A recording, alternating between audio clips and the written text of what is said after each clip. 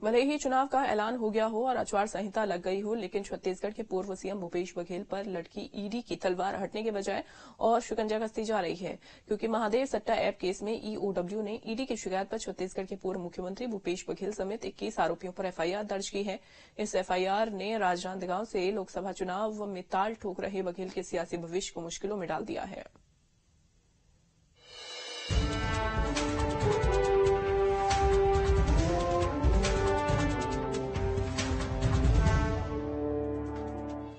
विधानसभा चुनाव में करारी हार झेलने के बाद एक बार फिर अपनी सियासी जमीन तलाशने में लगे छत्तीसगढ़ के पूर्व सीएम भूपेश बघेल की मुश्किलें कम होने का नाम नहीं ले रही, क्योंकि चुनावी मौसम में उन पर ईडी की तलवार लटकती दिखाई दे रही है। जिस महादेव सट्टा ऐप ने उनके प्रदेश में सत्ता पर बट्टा लगाया, वही महादेव सट्टा ऐप उनका पीछा छोड़ता नहीं दिखाई दे रही। महादेव सट्टा ऐप केस में ईओडब्ल्यू यानी आर्थिक अनुसंधान शाखा ने ईडी की शिकायत पर छत्तीसगढ़ के पूर्व मुख्यमंत्री भूपेश बघेल पर एफआईआर दर्ज की। बघेल समेत 21 लोगों को एफआईआर में आरोपी बनाया।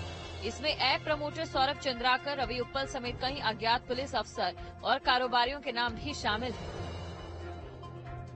ईडी की ओर से दर्ज कराई गई एफआईआर में कहा गया कि महादेव ऐप प्रमोटर्स को पुलिस और प्रशासनिक अधिकारियों के साथ ही प्रभावशाली राजनीतिक व्यक्तियों का संरक्षण भी प्राप्त था।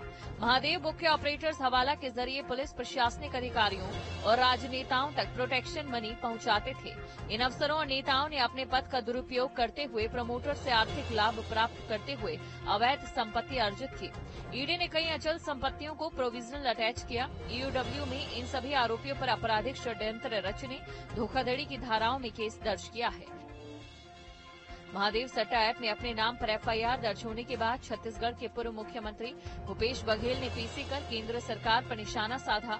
उन्होंने कहा कि चुनाव से पहले जानबूझकर उनके नाम को घसीटा जा रहा है। कहा, मूल आरोपों में मेरा नाम नहीं है। देखिए, सीधी सी बात यह है कि जो सूची है उसमें मेरा नाम डाल दिए है, बचत विवरण में मेरा नाम नहीं है। तो एक बात है, यदि सूची में मेरा नाम डाले गए और विवरण में राजनीतिक संरक्षण और अधिकारियों संरक्षण, तो जब यदि वहां वो नाम नहीं है तो यहाँ नाम है, तो जब मेरा नाम यहाँ डाल सकते हैं तो उन अधिकारियों भी नाम डालना था उसमें।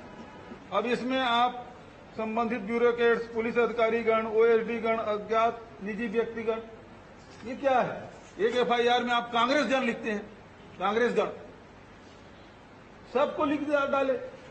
इसमें अब मेरे निजी में तो आप लोग भी आते हैं भाई। मेरे सबसे ज्यादा पत्रकारों से मेरे संबंध है। वहीं इस पूरे मामले पर बीजेपी पूर्व सीएम पर हमलावर हो गई। दुर्ग लोकसभा प्रत्याशी विजय बघेल ने तंज कसते हुए कहा कि कांग्रेस के कई नेता जेल में हैं और कई बेल पर, और भूपेश बघेल अंदर भी जा सकते हैं। उनके खिलाफ में बहुत मुद्दे हैं और जो भ्रष्टाचार किए हैं वो कानूनी शिकंजे में आएंगे। अंदर जा रहे हैं, अंदर गए, बाहर अंदर भी जाएंगे। कोई जेल में है, कोई बेल में है, कोई जेल जाने की कगार में है। आपको बता दें कि भूपेश बघेल को कांग्रेस ने राजनांदगांव से लोकसभा प्रत्याशी बनाया, जिसके बाद वो लगातार छत्तीसगढ़ और केंद्र सरकार पर हमलावर है। इस बीच ईडी का महादेव ऐप से जुड़े मनी लॉन्ड्रिंग मामले में भूपेश बघेल का नाम आना और इसमें छत्तीसगढ़ के उच्च पदस्थ राजनेताओं और नौकरशाहों में शामिल होना, कहीं न कहीं इसने चुनावी माहौल को गरमा दिया और आने वाले दिनों में ये मामले पर सियासत और परवान चढ़ती जा रही है। Team news state.